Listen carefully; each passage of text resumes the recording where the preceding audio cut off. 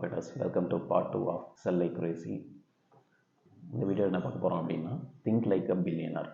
நீங்கள் பில்லியனுங்கிறது யாரை பேசுகிறோம் அப்படின்னா, ஸோ அது ஒரு சின்ன லெவலில் இருந்து இல்லைன்னா ஸ்க்ராட்ச்லேருந்து ஸ்டார்ட் பண்ணி யார் பெரிய லெவலுக்கு வர்றாங்களோ அவங்கள தான் பில்லியனர் அப்படிங்கிற மாதிரி ஆத்தர் சொல்கிறாரு.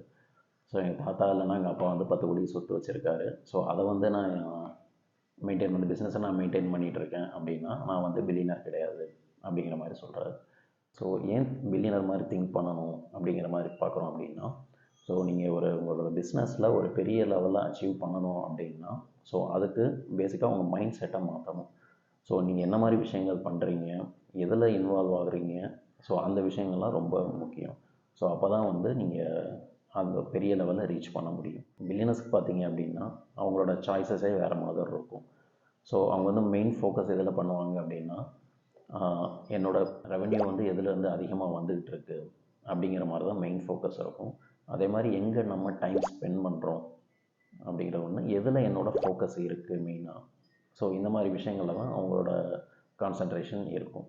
ஸோ ஓவராலாக பார்த்தீங்க அப்படின்னா அவங்களோட டைமை எந்த அளவுக்கு எஃபெக்டிவாக எங்கே யூஸ் பண்ண முடியும், இன்வெஸ்ட் பண்ண முடியும் அப்படிங்கிறது தான் அவங்களோட ப்ரைமரி ஃபோக்கஸாக இருக்கும்.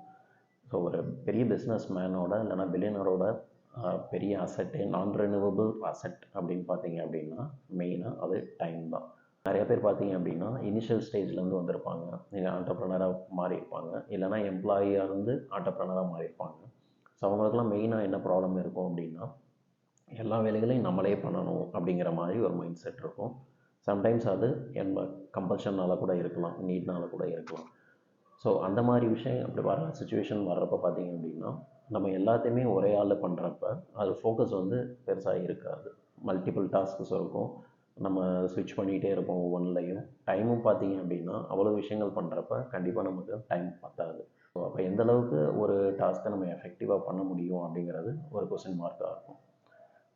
ஜென்ரலாக வந்து பிஸ்னஸில் என்னென்ன பிரச்சனைகள் வரும் இனிஷியல் ஸ்டேஜில் அப்படின்னு பார்த்தீங்க அப்படின்னா, நெக்ஸ்ட் கிளைண்ட் வந்து எங்கேருந்து வருவாங்க, புது கஸ்டமரை எப்படி கொண்டு வர்றது, உள்ளே கொண்டு வர்றது அப்படிங்கிறது ப்ராப்ளமாக இருக்கும். ஸோ அடுத்தது பார்த்தீங்க அப்படின்னா not focusing on high yielding revenue producing activities. நம்ம பேசின மாதிரி நம்ம மல்டிபிள் டாஸ்க் நிறைய பண்ணிகிட்டு இருக்கப்போ, ஸோ எந்த டாஸ்க்குமே வந்து ஒரு ப்ரொடக்டிவாக பண்ண முடியாது, எஃபெக்டிவாக பண்ண முடியாது. Same next trading time for money. So எந்த அளவுக்கு நீங்கள் ஒரு நிறைய டாஸ்கில் வந்து டைம் ஸ்பெண்ட் பண்ணுறீங்களோ அந்த அளவுக்கு உங்களுக்கு டைம் வந்து வேஸ்ட் ஆகும். அதே மாதிரி உங்களுக்கு அந்த மணி ப்ரொடியூசிங் கேப்பபிலிட்டி வந்து குறைஞ்சிக்கிட்டு இருக்கும். அதே மாதிரி பார்த்திங்கன்னா நிறைய சக்ஸஸ்ஃபுல் காம்படிட்டர்ஸ் பார்த்திங்கன்னா நம்மளை விட பெட்டராக இருப்பாங்க. நம்ம சூப்பரான ப்ராடக்ட் வச்சுருப்போம், இதெல்லாம் சர்வீஸ் கொடுத்துட்ருப்போம். பட் காம்படிட்டர்ஸ் வந்து அந்தளவுக்கு பண்ணிகிட்டு இருக்க மாட்டாங்க. அவங்களோட ப்ராடக்ட்டோ சர்வீஸோ நம்மளோட கம்மியாக தான் இருக்கும்.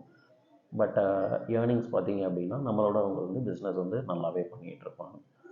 ஸோ இப்போ பேசிக்காக ஒரு பிஸ்னஸில் வந்து என்னென்ன ப்ராப்ளம்ஸ் இருக்குது அப்படிங்கிறத நம்ம ஐடென்டிஃபை பண்ணணும் ஃபஸ்ட்டு.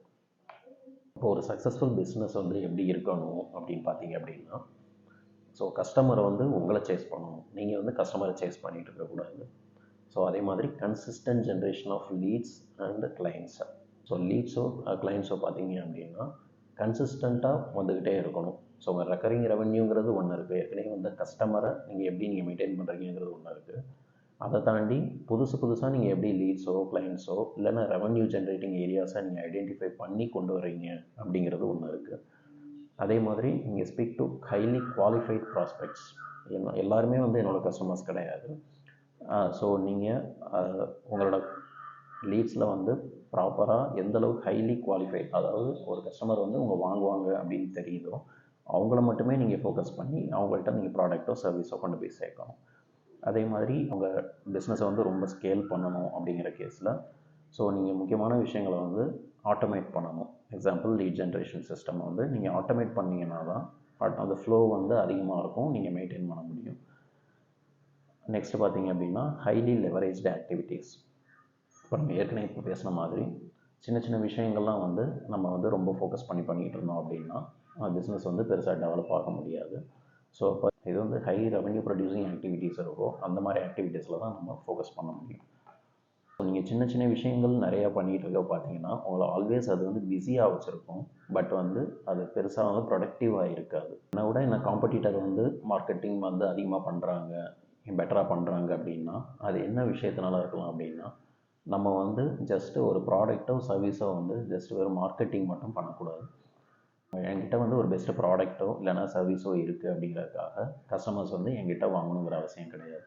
ஸோ நான் யாருன்னே தெரியாது, நான் பெரிய பிராண்டு இருந்தாலும் சரி இல்லாட்டாலும் சரி, ஸோ என்ன கஸ்டமரோட ப்ராப்ளம் வந்து என்ன நம்ம சால்வ் பண்ண போகிறோமோ அதை பொறுத்து தான் நம்மளோட ப்ராடக்ட் ஆர் சர்வீஸ் வந்து சக்ஸஸ்ஃபுல்லாக மூவ் ஆகும். ஸோ நீங்கள் சின்ன ப்ராப்ளமை சால்வ் பண்ணீங்க அப்படின்னா ஒரு சின்ன ரெவென்யூ ஜென்ரேட் பண்ணலாம். அதுவே ஒரு மார்க்கெட்டில் ஒரு பெரிய ப்ராப்ளம் இருக்குது, ஒரு செட் ஆஃப் கஸ்டமர்ஸ்க்கு இல்லைனா ஆடியன்ஸுக்கு பெரிய ப்ராப்ளம் இருக்குது அப்படின்னா அதை சால்வ் பண்ணுறப்ப எனக்கு ரெவென்யூவோ இல்லைனா சர்வீஸோ வந்து பெட்டராக போகும். ஸோ அப்போ மெயினாக என்ன பார்க்கணும் அப்படின்னா, ஸோ உங்கள் கஸ்டமரோட பெயின் ப்ராப்ளம்ஸ் என்னென்னங்கிறத நீங்கள் ஃபஸ்ட் ஐடென்டிஃபை பண்ணணும். ஸோ அவங்களோட டீப் டிசையர்ஸ் என்ன, அவங்கள எதை விரும்புகிறாங்க அப்படிங்கிறது தெரியணும். ஸோ அவங்களோட ஃபியர் ஃபேக்டர்ஸ், மேபி எனக்கு ப்ராப்ளம் என்னங்கிறது தெரியும், பட் நான் ஏதோ ஒரு சர்வீஸோ இல்லைனா ஏதோ ஒரு ப்ராடக்ட்டோ நான் ரீச் பண்ணேன் அப்படின்னா எனக்கு என்னென்ன கொரீஸ் வரும், நான் அதை வந்து ஈஸியாக அப்ரோச் பண்ணுவேனா, அதை நான் எடுத்துக்க வேணாம் அந்த ப்ராடக்ட்டை அப்படிங்கிற மாதிரி நிறைய விஷயங்கள் இருக்கும். அவங்களோட ட்ரீம்ஸ் என்ன. ஸோ மார்க்கெட்டோட நீடு வந்து எப்படி வேணாலும் இருக்கலாம். ஒரு ப்ராப்ளம் சால்விங்காக இருக்கலாம், ஒரு எசென்ஷியலாக இருக்கலாம், இல்லை லக்ஸரியாக இருக்கலாம். So luxury in the sense எனக்கு ஒரு ஹைஃபையாக எனக்கு ஒரு வீடு வேணும், ஒரு 10 ஸ்டோரி பில்டிங்கில் அப்படிங்கிறது லக்ஸரி. பட் எனக்கு ஒரு சின்னதாக ஒரு 600 to 600 ஒரு ஸ்கொயர் ஃபீட்டில் எனக்கு ஒரு ஹவுஸ் வேணும் அப்படிங்கிறது எசென்ஷியல் ஒரு மிடில் கிளாஸ் பொறுத்த அளவுக்கு. ஸோ இப்போ இந்த மாதிரி மல்டிபிள் செக்மெண்ட்ஸ் இருக்கும். ஸோ இவங்களோட ப்ராப்ளம்ஸை இல்லைன்னா டிசைர்ஸு ட்ரீம்ஸ் எல்லாம் பார்த்திங்கன்னா மல்டிபிள் ஆஸ்பெக்டில் நம்ம அனலைஸ் பண்ணி அதை நம்ம சால்வ் பண்ணுறோம், ஃபுல்ஃபில் பண்ணுறோம் பாருங்கப்போ தான் நம்மளோட ப்ராடக்ட்டோ சர்வீஸோ வந்து ஸ்கை ராக்கெட்டில் போகும். இப்போ ஏன் இதை பற்றிலாம் பேசிகிட்டு இருக்கோம் அப்படின்னா, இதில் வந்து ஒரு பிஸ்னஸில் பார்த்தீங்கன்னா ஒரு 20% தான். ஸோ நீங்கள் ப்ராடக்ட்டை ஃபார் எக்ஸாம்பிள் நீங்கள் ஒரு ப்ராடக்ட் கம்பெனி வச்சுருக்கீங்க அப்படின்னா, ஸோ நீங்கள் மெயினாக வந்து ஒரு கஸ்டமர் உள்ளே வந்துட்டாங்கன்னு வச்சுக்கோமே, வந்ததுக்கப்புறம் பார்த்தீங்கன்னா அவங்கள்ட்ட நீங்கள் சேல்ஸ் பண்ணணும், அதுக்கப்புறம் அதை நீங்கள் டெலிவர் பண்ணணும், ப்ராப்பராக மெயின்டெனன்ஸ் அந்த மாதிரி சம் ஃபேக்டர்ஸ் இருக்கும். ஸோ இதெல்லாம் வந்து second part. So first part பார்த்தீங்க அப்படின்னா இது வந்து ஒரு 80%ன்னு வச்சுக்கோமே. ஸோ மீதி அந்த ஃபஸ்ட்டு 20% பார்த்தீங்க அப்படின்னா அதுதான் மெயின் ஃபேக்டர். நீங்கள் கஸ்டமரை எப்படி நீங்கள் அட்ராக்ட் பண்ணுறீங்க, அவங்களுக்கு உங்களோட சர்வீஸை பற்றி ப்ராடக்டை பற்றி நீங்கள் எப்படி புரிய வைக்கிறீங்க அப்படிங்கிறது ஜஸ்ட்டு 20%. பட் இந்த 20% ஆஃப் எஃபர்ட்டை தான் பார்த்தீங்கன்னா அந்த 80% ஆஃப் உங்களோட பிஸ்னஸை வந்து கேரி ஃபார்வர்ட் பண்ணுது. ஸோ இப்போ இதுதான் முக்கியமான ஃபேக்டர். இதுதான் நம்ம என்ன சொல்கிறோம் அப்படின்னா 80-20 ரூல் அப்படிங்கிற மாதிரி சொல்கிறோம். இந்த 80-20 ரூல் எப்படி டெரைவ் ஆச்சு அப்படின்னா, இட்டாலியன் எக்கனாமிஸ்ட் பரோட்டோ அப்படிங்கிறவர் வந்து இந்த 80-20 ரூலை வந்து டிஃபைன் பண்ணி கொடுத்துருக்காரு. ஸோ அவர் கண்டுபிடிச்சது ரொம்ப நாள் அனலைஸ் பண்ணி என்ன கண்டுபிடிச்சிருக்காரு அப்படின்னா, ஒரு 80% ஆஃப் தி நேஷன்ஸ் வெல்த் வந்து யார் ஜென்ரேட் பண்ணுறா அப்படின்னு பார்த்தீங்கன்னா அந்த நேஷனில் இருக்க ஒரு 20% ஆஃப் பீப்புள் தான் வந்து ஜென்ரேட் பண்ணுறாங்க அப்படிங்கிற மாதிரி சொல்கிறாரு. அதே மாதிரி பெர்சன்டேஜ் ஆஃப் இன்புட்ஸ் வந்து create 80% of the result. 20% of the workers produce 80% of the results. 20% customers தான் கிரியேட் 80% ஆஃப் தி ரெவன்யூ. அதே மாதிரி 20% ஆஃப் தி ரோட்ஸ் தான் which will cause 80% of the crashes. So இந்த மாதிரி 80-20 பிரின்சிபலை வந்து நீங்கள் எந்த விஷயத்தில் வேணாலும் நீங்கள் அப்ளை பண்ணலாம். ஸோ எக்ஸாம்பிள் ஒரு ப்ராடக்டோட பாப்புலாரிட்டி வந்து எப்படி இருக்குன்னு பார்க்குறதுக்கு நீங்கள் அப்ளை பண்ணலாம். கஸ்டமர்ஸோட சர்வீஸ் ப்ராப்ளம்ஸ் என்ன அப்படிங்கிறதுக்கு, கஸ்டமர்ஸ் ஏன் பை பண்ணணும் நம்மள்கிட்ட. ஸோ ஹை ரெவன்யூ ப்ரொடியூசிங் ஆக்டிவிட்டீஸில் வந்து நம்ம இது அப்படிங்கிற மாதிரி நீங்கள் ஐடென்டிஃபை பண்ணணும்னா 80-20 ரூல் வந்து அப்ளை பண்ணலாம். ஆத்தர் வந்து ஒருபடி மேலே போய் 80-20 ரூலை 80-20 ரூலுக்கே அப்ளை பண்ணுறாரு. எப்படின்னு பார்த்தீங்க அப்படின்னா 80% ஆஃப் ரெவன்யூ வந்து comes from 20% of effort. So அப்படி பார்த்தீங்கன்னா ஒரு இந்த ஃபார்முலாவை நீங்கள் கால்குலேட் பண்ணீங்க அப்படின்னா 4% of effort brings 64% of revenue. So அப்போ அதையும் வந்து சின்ன சின்னதாக உடச்சிட்டார் அவர். ஏன் 80-20ன்னு போகணும். ஸோ 4% 64% அந்த லெவல்லே நம்ம கம்பேர் பண்ணிட்டோம் அப்படின்னா இன்னும் வந்து கிரானுலராக உங்களுக்கு என்ன பண்ணணும் அப்படிங்கிற ஒரு கிளாரிட்டி கிடச்சிடும். இப்போ நம்ம என்னென்ன பிஸ்னஸ் ஆக்டிவிட்டீஸ் இருக்குன்னு பார்ப்போம். இது எப்படி நம்ம 80-20 ரூல் அப்ளை பண்ண போகிறோம் ரியல் டைமில். ஃபார் எக்ஸாம்பிள் நான் ஒரு பிஸ்னஸ் வச்சுருக்கேன்.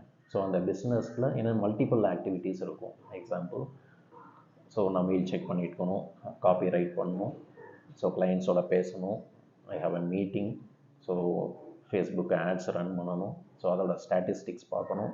ஐ have to create systems and processes. அதே மாதிரி ஆஃபர்ஸ் என்ன, ப்ரொமோஷன்ஸ் என்னங்கிறத நான் பார்க்கணும். ட்ரைனிங், ஆன்போர்டிங் ஆஃப் ஸ்டாஃப் இருக்கணும். சேல்ஸ் ஃபனல் க்ரியேட் பண்ணணும். மெயில் சென்ட் பண்ணணும். வீடியோ ஷூட் பண்ணணும். ரெக்கார்ட் பண்ணணும். வெபினார் க்ரியேட் பண்ணணும். இந்த மாதிரி பார்த்தீங்கன்னா ஒரு பஞ்ச் ஆஃப் ஒர்க் இருக்குது. பட் இது எல்லாத்தையுமே நான் உட்காந்து பண்ணிகிட்டு இருந்தேன் அப்படின்னா I don't have time. So அதே மாதிரி டைம் இருந்தாலும் நான் அந்த விஷயங்கள் எல்லாத்தையும் நான் பண்ணாலும் எவ்வளோ எஃபெக்டிவாக பண்ண முடியும் அப்படிங்கிறது ஒரு கொஸ்டின் மார்க்கு. ஸோ இப்போ இது எல்லாத்தையும் உட்காந்து பண்ணான்னா எனக்கு ரெவென்யூ வந்துடுமா, நான் கஷ்டப்படுறேன் அப்படிங்கிற மாதிரி பண்ணிங்கன்னா அது வந்து யூஸ்ஃபுல்லாக இருக்காது.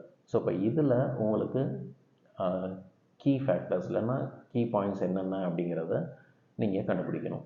ஸோ மோஸ்ட்லி பார்த்தீங்கன்னா இதில் இருக்கிறத 80% ஆஃப் டாஸ்க்கை வந்து நான் டெலிகேட் பண்ணிடுவேன். அதுக்கான மக்கள்கிட்ட நான் டெலிகேட் பண்ணிடுவேன். மீதி 20% என்ன ரெவென்யூ ப்ரொடியூசிங் ஆக்டிவிட்டீஸ் என்னங்கிறத நான் ஐடென்டிஃபை பண்ணுவேன். பண்ணி அதை மட்டும்தான் நான் ஒர்க் பண்ணுவேன். ஸோ இப்போ நம்ம பார்த்த இவ்வளோ விஷயங்கள்லேருந்து இதை வந்து சின்ன சங்கை மட்டும் நம்ம எடுத்துக்க போகிறோம். ஸோ அதுதான் வந்து பார்த்திங்கன்னா ரெவென்யூ ப்ரொடியூசிங் ஆக்டிவிட்டீஸ். எக்ஸாம்பிளுக்கு writing sales copy. So sales copy அவ்வளோ முக்கியமானதான்னு பார்த்தீங்கன்னா கண்டிப்பாக முக்கியமானது. ஏன்னா அதை பேஸ் பண்ணி தான் உங்களோட கஸ்டமரே வந்து உள்ளே வருவாங்க. அதே மாதிரி என்ன டைப் ஆஃப் ஆஃபர்ஸ் கொடுக்கணும், ப்ரமோஷனல் ஆக்டிவிட்டீஸ் என்னென்ன பண்ணணும் அப்படிங்கிறத நம்ம தான் யோசிக்கணும். சேல்ஸ் ஃபனல்ஸ் க்ரியேட் பண்ணணும். வீடியோஸ் இது எல்லாமே வந்து மார்க்கெட்டிங் ஓரியன்ட் ஆக்டிவிட்டீஸ் தான். Webinars, scheming and blotting. So இந்த மாதிரி only marketing related high revenue producing activities மட்டும்தான் நம்ம ஒர்க் அவுட் பண்ணணும். ஸோ அப்போ தான் வந்து அந்த பிஸ்னஸ் வந்து பெட்டராக டெவலப் பண்ண முடியும். முக்கியமான ஆக்டிவிட்டீஸில் தான் நம்ம டைம் ஸ்பெண்ட் பண்ணணும் அப்படிங்கிறத கண்டுபிடிச்சிட்டோம். அடுத்து இதை நம்ம எப்படி அந்த டைமை வந்து எஃபெக்டிவாக யூஸ் பண்ணுறது அப்படிங்கிறது ஒரு சின்ன ஃபார்முலா வச்சு நம்ம ட்ரை பண்ணி பார்ப்போம். I work some X hours per week and I make some rupees per week. So ஒரு வீக்கில் வந்து நான் எவ்வளோ ஹவர்ஸ் ஒர்க் பண்ணுறேன், எவ்வளோ அமௌண்ட் ஏர்ன் பண்ணுறேன் அப்படிங்கிறது எனக்கு ஒரு டேட்டா இருக்கும் இல்லையா. ஸோ அதை வந்து பேஸ் பண்ணி நான் ஹவர்லி ரேட் வந்து நான் கண்டுபிடிக்க போகிறேன். ஒரு பெர் ஹவருக்கு என்னோடய வேல்யூ என்ன அப்படிங்கிற மாதிரி நான் செக் பண்ணணும். எக்ஸாம்பிள் பார்த்தோம் அப்படின்னா நான் ஒரு 50 ஹவர்ஸ் வந்து எவ்ரி வீக் ஒர்க் பண்ணுறேன் அப்படிங்கிற மாதிரி வச்சுப்போம்.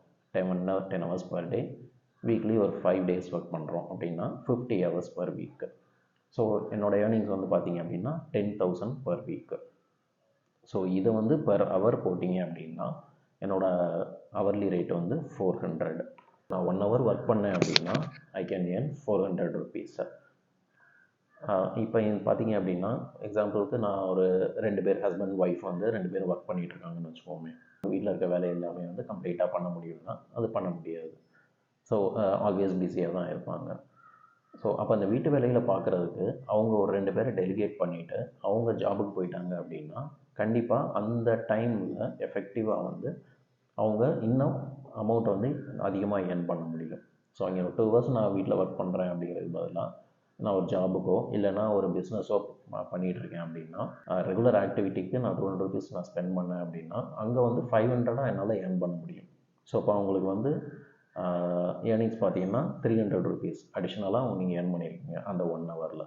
ஸோ இதுதான் முக்கியமான விஷயம். ஸோ சின்ன சின்ன விஷயங்களை நீங்கள் டெலிகேட் பண்ணிவிட்டு பெரிய விஷயங்களை நீங்கள் ஃபோக்கஸ் பண்ண ஆரம்பிச்சிங்கனாவே ஈஸியாக வந்து நம்ம பிஸ்னஸ்லேயோ இல்லைன்னா நம்ம எந்த ஒரு விஷயம் எடுக்கிறோம்னாமே அது வந்து கண்டிப்பாக சக்ஸஸ் ஆகும். இதில் வந்து ஆத்தர் வந்து ஒரு ஆக்டிவிட்டி ஷீட்டு கொடுத்துருக்காரு. ஸோ அதை வந்து டிஸ்கிரிப்ஷனில் நான் கொடுத்துருக்கேன். அதை நீங்களும் ட்ரை பண்ணி பாருங்கள். பார்த்துட்டு உங்களோட கமெண்ட்ஸை கொடுங்க. அடுத்த டாப்பிக்கில் நம்ம மீட் பண்ணுவோம்.